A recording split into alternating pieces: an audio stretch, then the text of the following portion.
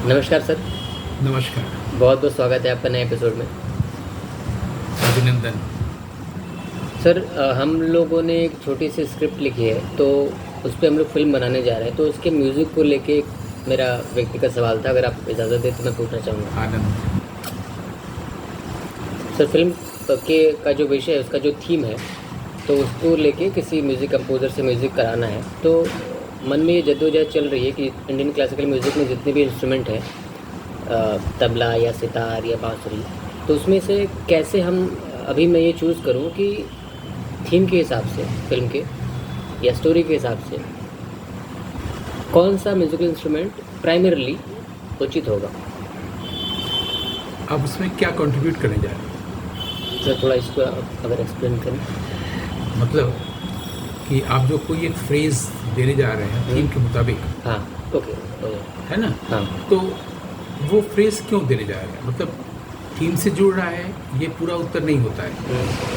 लेकिन आप किसी म्यूजिक इंस्ट्रूमेंट में सरोद है या सितार है या बांसुरी है, उसमें आप एक खास फ्रेज चाहते हैं। फॉर एग्जांपल मैं इसको और सरल करने के बताऊं, जैसे एक फिल्म आई थी आज से 40-45 साल पहले, हीरो जैकी श्रॉफ की। जी, उसमें वो बांसुरी बजाते हैं और वो जो बांसुरी की धुन है वो पूरे देश भर में हिट हुई थी। हाँ, बहुत सुपर है। ठीक है, तो वो उसको बजाया था हरि प्रसाद जी ने, चौरसिया जी ने, हरि जी ने।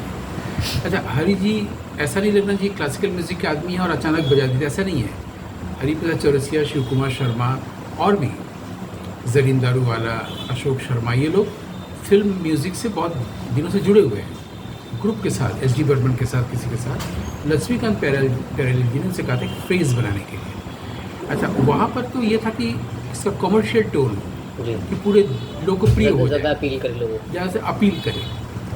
ठीक है, तो इसमें कोई कंट्रीब्यूशन नहीं हुआ। ओके, कंट्रीब्यूशन नहीं हुआ कि आपने उस पर कैसे सोचा है कि उस फ्रेज को ही, उस फ्रेज के ज़रिए आप क्या कहना चाहते हैं। फिर एक दूसरा उदाहरण दें, बर्गमैन से जब भी कुछ पूछा जाता था कि आपने ये सीन ऐसे कैसे कंपोज किया है या इसमें क्या है, तो वो उसका उत्तर नहीं बता पाते थे और वो बाग के म्यूज़िक से बताते थे। अच्छा, तो बाग के म्यूज़िक से उत्तर दे रहे हैं अपनी कहानी, स्क्रिप्ट या आइडिया या फिलोसफी का, वो फिलोसफी आपकी इस फ्रेज में होना चाहिए। उसको मैं कह रहा हूँ आप क्या कंट्रीब्यूट करने जा रहे हैं, अच्छा, उस सेंस में। ओके, आपकी दृष्टि क्या है, आपकी फिलोसफी क्या है। तो जैसे मान लीजिए कि मुझे कोई फिल्म लेनी है, या फिर से आ जाते हैं म्यूज़िक की बात हो रही, तो म्यूज़िक से जुड़ी फिल्म थी पद्म कौमुदी। जी, उसमें जब पहली बार आवाज़ आती है, वो कोई साउंड नहीं होता है, कोई बारिश के बूंदों की आवाज़ नहीं होती है, सबसे पहले हारमोनियम की आवाज़ आती है। सबसे पहले क्यों आती है कि जिस पर फिल्म बना रहे हैं वो हमेशा हारमोनियम बजा के गाती हुई दिखती है पूरी फिल्म में। यानी हारमोनियम जो है उनका एक अविभाज्य अंग हुआ, बिल्कुल। और हारमोनियम यहाँ पर नैरेटिव भी हो गया, तो उसने कहानी कहनी शुरू की। एकदम। तो पहली आवाज़ हारमोनियम की आ रही है, ये हमने सोचा। जी, अब ये क्या हुआ कि ये कंट्रीब्यूट करना होगा। जी, तो मैं बताऊँ वो एक लाइन। हाँ हाँ बिल्कुल। तो छोटा सा ऑब्जर्वेशन है कि अपने भीतर देख के ही बाकी के सब में भी देखा कि सब लोग के अंदर एक इच्छा है, एक लॉन्गिंग है कि हमको बहुत कोई प्यार दे, बहुत प्यार करे, प्यार पाने की इच्छा वो बोल। तो उसी के ऊपर फिर स्टोरी बना के और चीज़ें फिर अब तो मैंने स्क्रीन प्ले पढ़ी है, हाँ। अब मैं उसी स्क्रीन प्ले की बात जी, कर रहे हैं जी। ना। उसका नाम क्या है? इच्छा और अभिलाष। इच्छा और वो अभिलाष। नाम में ही वो है। हाँ बिल्कुल, नहीं मैंने पढ़ी है, बहुत अच्छे ढंग से स्क्रीन पे लिखी गई है। शुरू मध्य अंत बहुत अच्छा है, प्रभावशाली है। हाँ, अब मैं तो इसको बता भी सकता हूँ। तो वो एक लाइन जो है कि वो फ्रेज कि प्यार पाने की अभिलाषा या इच्छा, तो म्यूज़िक वैसा कंपोज कराने की जो भी होंगे उनसे इच्छा है कि कोई अगर फिल्म ना भी देखे तो इसी तर्ज पर वो म्यूज़िक ऐसा हो, अगर 1 मिनट का सॉरी पीस है, तो अगर वो म्यूज़िक कहीं रेडियो में भी बज जाए तो उस इंसान के अंदर जो प्यार पाने की अभिलाषा है वो जाग जाए का मतलब कि वो ऊपर आ जाए, उसको समझ जाए कि अच्छा एकदम एक रेजोनेट कर ले। तो ये थीम बहुत अच्छी है, इस थीम पर बहुत अच्छे फ्रेज बनाए जा सकते हैं और इसके लिए उपयुक्त वाद्य भी लिया जा सकता है, कंठ भी लिया जा सकता है। सर कंठ क्यों? अपने आवाज़ से गा के, अच्छा अच्छा। है ना। जैसे महल एक फिल्म बनाई थी कमाल अमरोही ने, तो उसमें जिन्होंने वो भी भाई आज तुझको पुकारे मेरा प्यार, नहीं ये उनकी नहीं नीलकमल, नीलकमल उनकी नहीं तो उनका वो पाकीज़ा। पाकीज़ा। तो जब महल बनाई थी तो वो पुनर्जन्म पर थी, तो उसमें आएगा आने वाला गाना प्रेमचंद प्रकाश का बहुत हिट हुआ था, और पहली बार लता मंगेशकर का गाना है। और लता मंगेशकर के इस गाने में लता मंगेशकर का नाम कोई नहीं जानना चाहता, आवाज़ से लोगों ने जानना चाहा कौन है, तो पहली बार लोगों ने देश को जाना कोई लता मंगेशकर जिन्होंने अच्छा, गाया है। इसी से तो उसमें उसका जो धुन है वो बीच बीच में बार बार आता है, वही फ्रेज जिसको हम कह रहे हैं, अच्छा और वो रहस्य को और कुछ जिसमें थोड़ा डर भी है, कुछ अनसुलझा चीज़ें वो बार बार तो पता उसी को चलता है। थीम म्यूजिक कहते हैं शायद, ये दूसरा चीज़ होता है। थीम म्यूज़िक अलग चीज़ होती है, सिग्नेचर म्यूज़िक है। अच्छा ये सिग्नेचर म्यूजिक। सिग्नेचर म्यूज़िक जो है उस थीम की ओर संकेत देने वाला होता है। अच्छा तो जब भी रेडियो में ये बजता था, लोगों को महल जिसमें कि कोई भूत रहता है, मधुबाला की आत्मा आती है और अंधेरा और ये सब पूरे इमेज सुन के आता था। तो हीरो का जो फ्लूट है उसको क्या बोलेंगे, थीम म्यूजिक या सिग्नेचर इसको? म्यूजिक? हीरो फिल्म का जो फ्लूट है। हाँ, वो सिग्नेचर म्यूज़िक है। अच्छा जैसे रेडियो खुलता था जब पहले के ज़माने में, शुरू में एक सिग्नेचर टून आता था ना, यहूदी मेन्यून का, तो वो सिग्नेचर ट्यून है। सिग्नेचर म्यूज़िक का मतलब होता है वो पूरे उसमें अपना साइन देता रहेगा। सिग्नेचर भी साइन से ही बना है, जी। तो उसको सुनते तो वो कान से वो दिखाई दे, सुनते हुए दिखाई दे, ऐसा है। अब मेरा आपसे एक प्रश्न है, तभी मैं इस पर कुछ बता सकूँगा जो आपने पूछा, उस पर सीधे आते हैं कि उसको तुरंत लगे कि प्यार, इच्छा, ये सारी बातें है ना, हाँ। आप ये चाहते उसके हैं। भीतर का बेगिंग आ जाए, उसके ठीक। जुबान उस टेस्ट में आ जाए। बिल्कुल ठीक, ये एकदम मुझे क्लियर हो गया आप क्या चाहते हैं। अब मैं कुछ बोलूँगा, उसको सुनने के बाद भी क्या आप यही बोलेंगे कि ये चाहते हैं, उस म्यूज़िक को सुनाई दे, इसलिए मैं पूछने जा रहा हूँ। ओके। ठीक।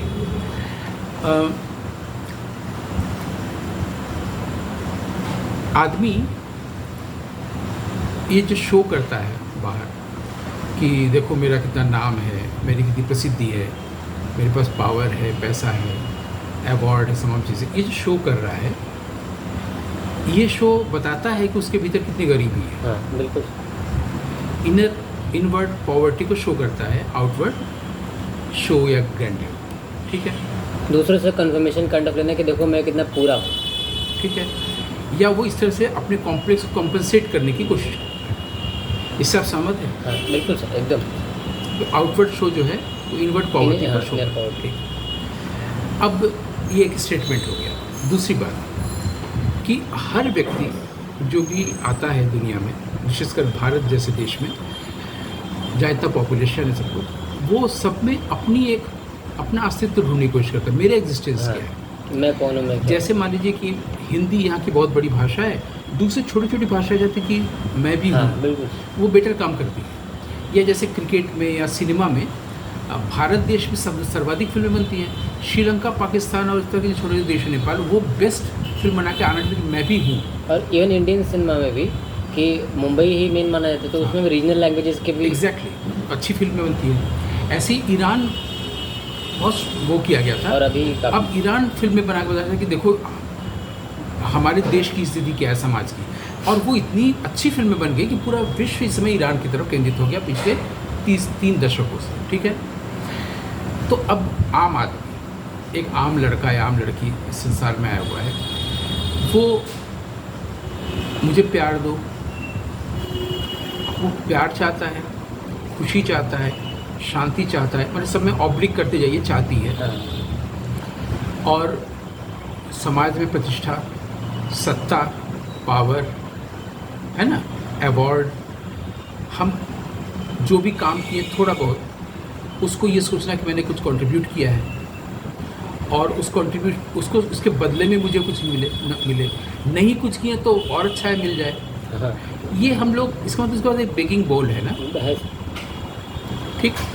अच्छा, अब तो और भी चीज़ें आसान हो गई। पिछले 2-3 दशकों में ये भी हो रहा है कि आपको ये सब करने की ज़रूरत नहीं, उसे समझ लिया कि आप जो हैं बेगर हैं, इतना पैसा दे दीजिए, आपको अवार्ड दे देते हैं, इतना पैसा दे दीजिए, डायरेक्टरी में आपका नाम आ जाएगा, इतना पैसा दे दीजिए तो कांट में जो वो जो रेड कारपेट पर चलने के लिए आपको बुला लिया जाएगा, हाँ या अभी कांस में जो चल रहा है वो वर्कशॉप कराने का, ठीक है।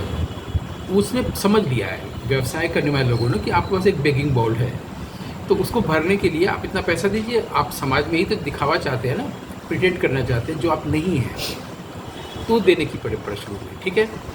दूसरी ओर इसी मनुष्य जीवन में एक है कि किंगडम है। जब वो ये बेगिंग बोल को फेंक देता है, मैंने उसको कुछ भी नहीं चाहिए कि मुझे किसी से कुछ नहीं चाहिए, मैं किसी पर डिपेंडेंट नहीं हूँ, किसी से कुछ नहीं चाहिए, मैं बीमार भी हूँ तो मुझे आपकी जो सिंपैथी भी नहीं चाहिए, ये स्पीकर अपना पर्सन जिता है, मुझे किसी से कुछ नहीं चाहिए, ठीक है। ये एरोगेंस नहीं है, मुझे किसी से कुछ नहीं चाहिए, मैं डिपेंड नहीं हूँ किसी पर, ठीक है। अब क्या है, जब आप ये नहीं हैं तो पूरा किंगडम आपका है। एक तरफ किंगडम है, एक तरफ बेगिंग बोल है। एक छोटी सी और चीज़ है, एक छोटी सी कहानी याद आ गई, सुना सकते हैं बहुत छोटे में। बिल्कुल सर। कि एक राजकुमारी, उसके पिता के पास कोई बेटा नहीं था, तो उसने कहा कि जो मेरी बेटी से शादी करेगा सारा राज्य उसका, ये घोषणा नहीं किया। लड़की ने बोला कि मेरी एक शर्त है मुझसे शादी करने के लिए, वो है कि मैं तेज चलूँगी या दौड़ूंगी, मुझे जो चलने या दौड़ने में हरा सके जो लड़का, उससे मैं शादी करूँगा। बहुत सिंपल था। तो सारे लड़के लोग आए। अब वो जब राजकुमारी चलने लगी तेज, वो भी लड़का चलने लगा, तो राजकुमारी ने अपना एक नेकलेस फेंक दिया। वो लड़का नेकलेस लेने में, अब जितने लोग आते गए, वो चलती थी तो कोई एक चीज़ फेंकती थी। अब ये जो नेकलेस उठाने वाला व्यक्ति है अवार्ड के रूप में किसी भी, वो ये नहीं सोचता था कि ये नहीं लेंगे, पूरा किंगडम हमारा है। बिल्कुल, तो ये बहुत अच्छी कहानी है ना। तो इसमें क्या है कि डिज़ायर, तुरंत किसी ने देखा, उसको देख लिया कि इसको ये चाहिए, इसको मैं नहीं चाहिए। ईश्वर भी देख रहा है कि इसको ये चाहिए, इसको दे दो। ये अपना, इसको पैसा चाहिए, पैसा दे दो, पावर प्रतिष्ठा चाहिए, सत्ता चाहिए, राज गद्दी चाहिए, दे दो, जो ये चाहिए इसको दे दो, ये इसी में रहे, इसको ये चाहिए ही नहीं। तो ये हमेशा चलता रहता है, ठीक है। तो बेगिंग बोल को फेंकने की ज़रूरत है ना। अब आप बताइए कि थीम म्यूज़िक में आप भी ये चाहेंगे कि उसके डिज़ायर को बताने वाला या बेगिंग को बताने वाला थीम म्यूज़िक हो, या उसके पीछे की दृष्टि, उसका जो आपका जो मकसद है फिल्म बनाने का, थीम का, वो ये संदेश जाने वाला म्यूज़िक चाहते हैं। अब आप क्या चाहते हैं? सर मैं दोनों चाहूँगा शुरू में, ताकि वो बेगिंग जो बेगरनेस है, लाइक जितने भी ऑडियंस सबको पहले दिख जाए, क्योंकि सबके अंदर सब लोग इस बात को मानते नहीं कि अच्छा मैं भीखमंगा हूँ। तो सबको एक तरह से आईना, अगर यानी कि मैं हर चीज़ मांगता हूँ, मुझे प्यार दो, हाँ, मुझे खुशी दो, शांति दो, और ये दूसरे से मांगते हैं। हाँ, जबकि मांगने की ज़रूरत, जिस दिन जैसी मांगना छोड़ देगा, पूरा किंगडम उससे है, बिल्कुल किसी की ज़रूरत नहीं है ना। तो वो आप नहीं चाहते हैं। मैं दोनों ही चाहता हूँ शुरू के। तो उसी एक ही फ्रेज में दोनों हो, ऐसा। हाँ हाँ। तो आप इसको किसी साउंड इफेक्ट से दिखाना चाहते हैं या किसी म्यूजिकल इंस्ट्रूमेंट से या कंठ से? म्यूजिकल इंस्ट्रूमेंट प्रोमिनेंटली, अच्छा। और कंठ अगर म्यूजिक इंस्ट्रूमेंट आपको क्या पसंद है? आपने कई म्यूजिक इंस्ट्रूमेंट सुने होंगे, जैसे मैं एक म्यूजिक इंस्ट्रूमेंट बजाता हूँ, बैंजो, तबला है, पखावज है, सितार कैसा सुनने में आता है, सरोद कैसा हो बजता है, सबके साउंड क्वालिटी को सुनते हुए आपके मन में पहले तो साउंड क्वालिटी के प्रति इच्छा होगी ना, वो कुछ बताएं। तो मुझे भी पखावज और सरोद में तो मुझे बहुत नहीं, वो तो ताल वाद्य है, पखावज, मृदंग और तबला आदि आदि। मुझे सितार, सुरबहार, सितार, सरोद हाँ, एक अलग चीज़ है, वो एक अलग वाद्य है। फ्लूट, शहनाई, कई प्रकार के वाद्य हैं ना, उसको सुशील वाद्य कहते हैं, जिसमें हवा, हारमोनियम में हवा है, बांसुरी में, शहनाई में है, और ये तार वाद्य है, तबला वगैरह, और सितार वगैरह ये तार वाद्य है, तत्व वाद्य इसको कहते हैं। तो आपकी रुचि किधर है? मुझे रुचि तो कई इंस्ट्रूमेंट में, लेकिन मुझे थोड़ा ऐसा लगता है, ये गलत भी लग सकता है, कि फ्लूट ज़्यादा ठीक होगा। फ्लूट। अब आप उसमें म्यूजिकल लिरिकल पोर्शन को लेना चाहते हैं या थीम को इफेक्टिव बनाने वाला इफेक्ट के रूप में उसका इस्तेमाल करना चाहते हैं? जो कि मैं करता हूँ, मेरी फिल्मों में म्यूज़िक हमेशा इफेक्ट के रूप में होता है। समय थीम की तरह जैसे मैंने शुरू में बताया। सिग्नेचर म्यूजिक चलते हैं, है हाँ, ना। तो आप बांसुरी लीजिए, उसके बांसुरी साथ में, सपोर्ट में अगर कुछ बांसुरी के साथ अगर आप जैसे ही कोई तालवाद्य ऐड करेंगे ना, तो एक म्यूजिकल कंसर्ट हो जाएगा वो। अच्छा, तो वो नहीं। वो कंसर्ट की आदत है कान को ना, हाँ। कि बांसुरी पहले बजता है, आलाप, फिर ताल वाद्य के साथ वो एकम्पनी करने हो जाता है ना, सितार के साथ कोई भी शुरू होता है, फिर आलाप के बाद ही तुरंत लय आ जाता है। लय माने ताल। तो तुरंत लोगों को आया कि हम कुछ महफिल या कुछ सुनने जा रहे हैं, कंसर्ट। लेकिन अगर इस तरीके से ब्लेंड करें, क्योंकि सर कभी कभी ऐसा होता है, मुझे ऐसा लगता है, गलत लग सकता है कि जब फ्लूट बजता है तो जब अकेले बजता है तो कभी कभी बहुत खाली सा लगता तब आप ये कर सकते हैं कि आप फ्लूट से, जो फ्लॉटिस्ट है, उसको बोलिए कि आप कोई भी एक फ्रेज बनाए। ठीक, जब भी वो बनाएगा तो उसका अपना बीट तय होगा। साथ में आप तबला वाले को रखिए या पखा बजा दे, उसको बोलिए इसका जो बीट बना ऐसे ऐसे बन रहा है, तुम ऑफ बीट कर दो। अच्छा, उसके साथ ना मिले तो उससे क्या होगा? उससे ये होगा, हमेशा कान में लगेगा कि ठीक नहीं हो रहा है, ठीक नहीं हो रहा है। तो हमेशा चाह होगी इसको ठीक करने की, इच्छा, अभिलाष आ गया ना। तो वो हमेशा इच्छा, नहीं ऐसे नहीं हो रहा है, काश ऐसा एक बार कई बीट मिल जाए, ये बार बार आए ये तरह। हाँ, एक तरीका हो सकता है कि पहले फ्रेज बनाइए, फ्रेज के बीट की जगह पर, भरने की जगह पर ऑफ बीट कर दीजिए, वो वहाँ पर न जाए, उसके लिए वो कॉर्ड न बने, उसको एकम्पनी न करे।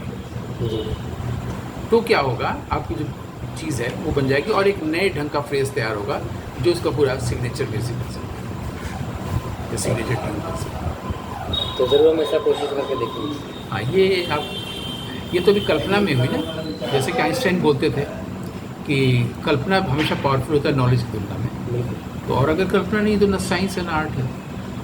तो हम आपके साथ बात करते करते ये कल्पना हुई, ऐसा करके देखा जा सकता है। तो और फिर उसी समय कुछ ऐसा भी हो सकता है जो इम्प्रोवाइज़ हो जाए, और आपने भी नहीं सोचा था, हमने भी नहीं सोचा था, म्यूजिशियन ने भी नहीं सोचा था, और हो गया।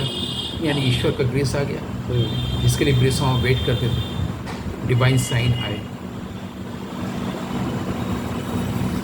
ठीक है सर, बहुत बहुत धन्यवाद। आज भी मैं ना पूछूं आपके चैनल का नाम? नहीं सर, हम लोग अगले एपिसोड में मिलते हैं। ठीक है, बहुत बहुत धन्यवाद। Thank you so much Anand.